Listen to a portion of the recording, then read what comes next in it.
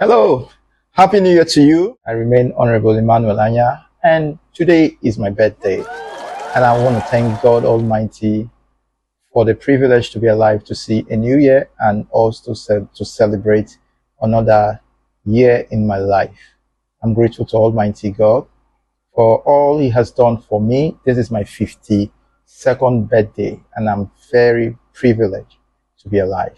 God has given us the opportunity to see every new day, to see every new week. So I consider it a big privilege. So I'm saying to the Almighty God, thank you. Thank you for life.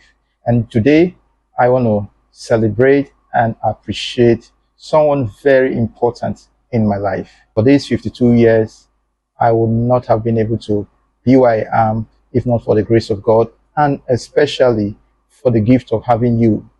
I'm talking about you. You who God has given me to be a brother, friend. You who God has given to me to be in the executive, to work with me, to be a member of Indibo community. You who God has given to me to be a brother in my church, in where I do business. I'm celebrating you today. You see, there's a special thing about you. And I want to thank God for everyone who God has given me the grace, the opportunity to meet in my 52 years of being alive. I want to thank you today. So this year, I'm celebrating you. I want to say to you that God will bless you, that God will continue to strengthen you. I want to thank you for the opportunities you've brought my way. I want to thank you for the time we spent together. I want you to know that this year, 2026, I will continue to celebrate you because you're important. So I'm saying to everyone who has come into my life to add one value, I want to say thank you.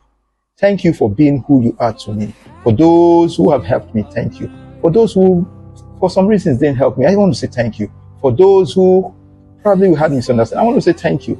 For those who, for some reasons, got angry, I want to say thank you. I want to say thank you because I would not have been or become who I am if not for the things I've learned through you and the help I've received from you.